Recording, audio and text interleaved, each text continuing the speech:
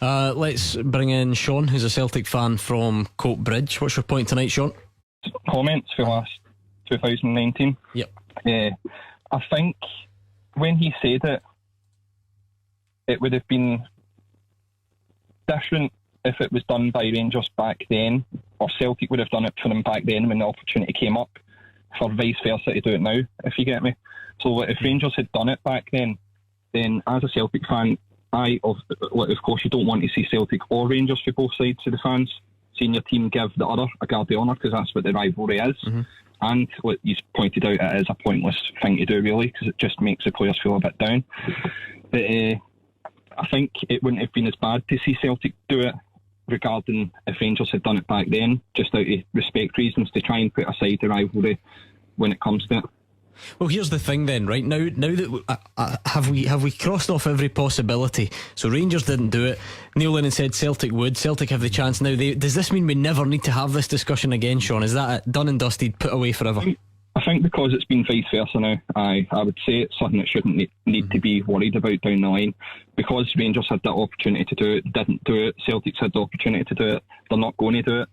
I think something down the line, it's going to be something that doesn't need to be spoken about. I'm going to remember this night, Hugh. This is it, 19th of March. We never need to discuss it again. Sean is absolutely correct, and this has been a night on this programme for getting things off your chest. I think it is to this city's shame that Celtic Park is cordoned off. A step that the club felt they had to take. That the police presence on Sunday will be as high as it will be for a game to which fans cannot be admitted. Now, this nonsense has got to stop. Let the players get on with finishing the season. We've got another Old Firm game to come at Ibrox. Who knows, they might even meet in the Scottish Cup. So we've got to stop, grow up. Why is Celtic Park looking the way it looks? Why is the police presence so high on a Sunday when they've got far better things to do? The nonsense has got to stop. Grow up. Sean, what about on the pitch then? Talk about ending Rangers' unbeaten Premiership season. Is that any extra motivation for Celtic fans? How do you feel ahead of that game? Well, I've got a lot of pals that are Rangers fans, right? And I know for a fact that if I say that Celtic ending their unbeaten league season would change anything, it's not going to, because it's always going to come back to the fact that they've won the league. Do you know what I mean? So it doesn't make any difference then? It's not going to, but don't get me wrong, it's a good point to make, for the fact that we want to win this Old Firm game going into next season, of course. A good statement to make, basically, to say that, look, this happened this season, we want it at our best, but we can do the business, and next season we can just try and get back on track. This is not the best comparison, Jim, granted, but bear with me. When there was a time when Celtic were so far ahead of Rangers, and not only were they winning all the trophies, but they were kind of owning Rangers in the head-to-head meetings between the sides. And you could say that one of the first steps for Rangers was just win one of those games. Win one of those games, then try and close gaps, then try and win trophies and so on. Maybe it's not swung completely because Rangers haven't had a sustained period of success, but can you make it, do you see where I'm going with this? Is Celtic's next step now just beat Rangers once, and it gives you a platform certainly you don't want to go through the whole season if you don't beat your biggest rivals, as well as handing them not handing them, because Rangers have earned it, but you know what I mean, the title being lost to Rangers. So I think that I think there are little small steps you can make, and I mean we heard John Kennedy saying statements. I don't think it's a statement. I think it's just a small step to say, look, if we get it right, we can still compete on a 1-to-1 basis, on a match basis. Obviously Celtic's next challenge is to get that consistency throughout the season, because I think Rangers done it, you're right, not even just winning the game initially.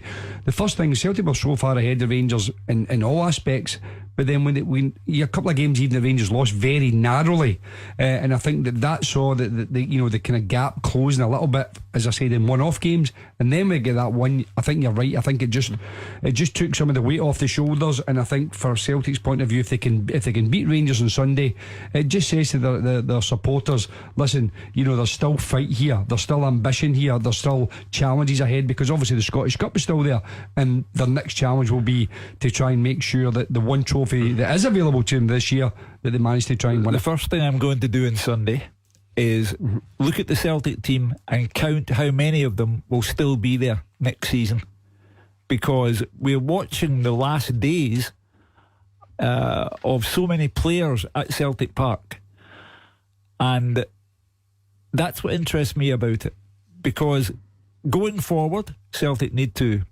get a permanent manager. There's still no mention of who gets the director of football job. Should the director of football be there before you get your new manager?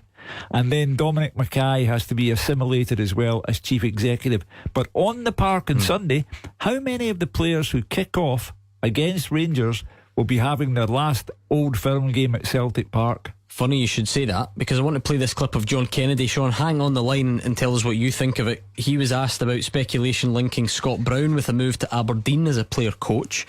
I'm sure you'll all know his contract is up at the end of the season, but Kennedy says he's committed to Celtic for now. Listen, I've spoke to him briefly on because of the speculation around it, but Scott's very committed to here. He's aware of the speculation.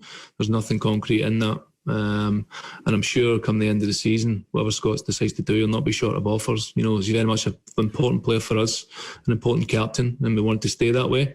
Even still, at his age, the impact he has on the squad on a daily basis on the training pitch and on the games is massive. So it's about keeping that. And Scott's an honest guy. He's in no rush to make any quick decisions, and I think he's quite calm about what the future holds for him. He wants to give his all to the end of the season and then evaluate where he's at, and obviously us as a club would love him to continue here, but he'll be the one to make that decision then. But very much his focus is purely on this season and nothing else. What do you make of that, Sean?